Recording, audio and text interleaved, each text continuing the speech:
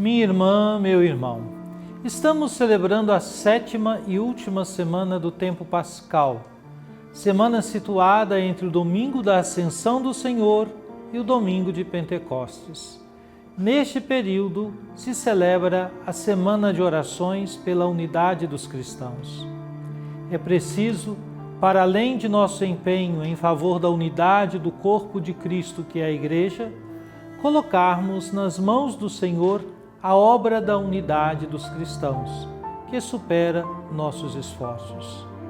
A unidade é um dom do Espírito Santo. Preparar a solenidade do Divino Espírito Santo deve ser um gesto de fé que sempre nos apela a assumir uma espiritualidade de comunhão, caminho para a superação de oposições que ferem a unidade dos discípulos de Jesus Cristo. Agora, supliquemos. Trindade Santa, Pai, Filho e Espírito Santo, vós vos revelastes Deus da Palavra, quisestes dialogar com a humanidade, de modo especial por Jesus, o Verbo encarnado. Queremos escutar, acolher e meditar vossa palavra. Derramai em nós o espírito de amor. Concedei-nos um coração que escuta, pondera, discerne e escolhe em conformidade com vossa santa vontade. Enchei-nos do ardor missionário para dar testemunho da luz, a verdadeira luz, Jesus Cristo, luz do mundo. Fazei de nós servidores do vosso reino e operários da fraternidade, e deixai a Senhora Auxiliadora nos acompanhar nos caminhos desta história, inspirando-nos o cuidado pela vida e a promoção da paz. Assim seja. Amém.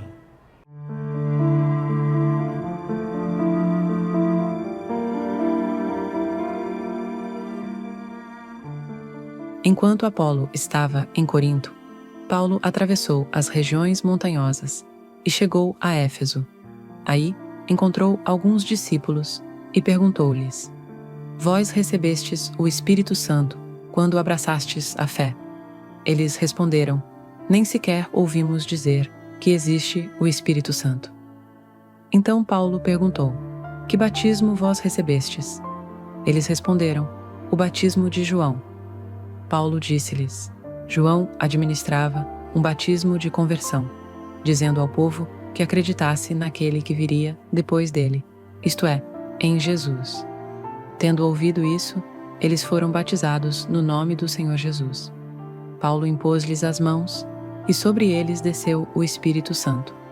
Começaram então a falar em línguas e a profetizar. Ao todo, eram uns 12 homens.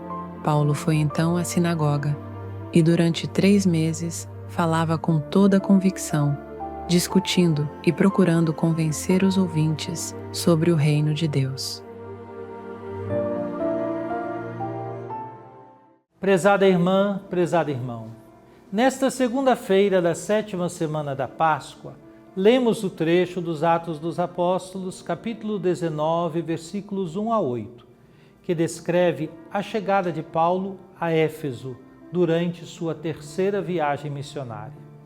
Neste contexto, Paulo encontra um grupo de discípulos que haviam recebido o batismo de João Batista, mas não conheciam o Espírito Santo. A passagem destaca a transição do batismo de João para o batismo cristão e enfatiza a centralidade do Espírito na vida do discípulo.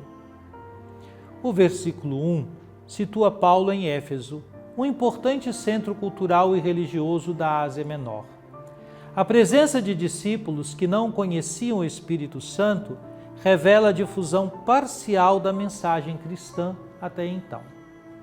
Isso mostra como o cristianismo estava se expandindo, mas ainda com compreensões incompletas em algumas regiões. Paulo, no versículo 2, pergunta aos discípulos: Recebestes o Espírito Santo quando abraçastes a fé? A resposta negativa evidencia que esses discípulos foram batizados apenas com o batismo de João, que era um batismo de arrependimento, mas não conferia o Espírito Santo. Isso demonstra a necessidade de aprofundamento teológico e catequético entre os cristãos em formação. No versículo 4, Paulo esclarece que o batismo de João apontava para o arrependimento e para aquele que viria depois dele, Jesus. Assim, ele apresenta a diferença fundamental entre o batismo de João e o batismo em Cristo, que concede o Espírito. Essa passagem sublinha que a fé cristã não é apenas uma adesão moral ou ética, mas uma transformação espiritual que ocorre pela ação do Espírito Santo. Os versículos 5 e 6 narram que, ao serem batizados em nome do Senhor Jesus, os discípulos recebem o Espírito Santo, manifestando dons como o falar em línguas e o profetizar. A imposição das mãos por Paulo reforça o papel da autoridade apostólica na transmissão do Espírito. Aqui, percebe-se a continuidade entre o batismo e a vida no Espírito, aspecto essencial da vivência cristã.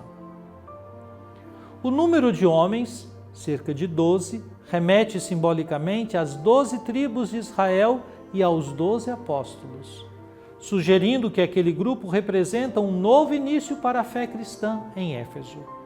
Assim, a igreja começa a consolidar-se também nessa importante cidade, ponto estratégico para a evangelização. O versículo 8 mostra Paulo pregando corajosamente na sinagoga por 3 meses, argumentando sobre o reino de Deus. A insistência na pregação revela seu compromisso com a evangelização dos judeus, mesmo diante da oposição que enfrentaria posteriormente. A mensagem do reino anunciada com clareza aponta para a instauração do senhorio de Cristo na vida dos fiéis. Esse episódio nos desafia a refletir sobre a importância de uma fé completa e bem fundamentada. Muitas vezes encontramos pessoas que, embora sinceras, não têm uma compreensão integral da fé cristã. A missão da igreja é continuar a formação dos discípulos, proporcionando um encontro vivo com o Espírito Santo. O relato também nos recorda que o Espírito Santo é essencial para a vida cristã, capacitando-nos com dons e fortalecendo nossa fé. Precisamos cultivar uma espiritualidade que não seja apenas moralista ou ritualística, mas que experimente a presença transformadora do Espírito. Finalmente, assim como Paulo, somos chamados a anunciar o reino de Deus com coragem, mesmo em contextos adversos. A evangelização, marcada pela ação do Espírito, continua a ser o coração da missão da Igreja, convidando todos a uma nova vida em Cristo.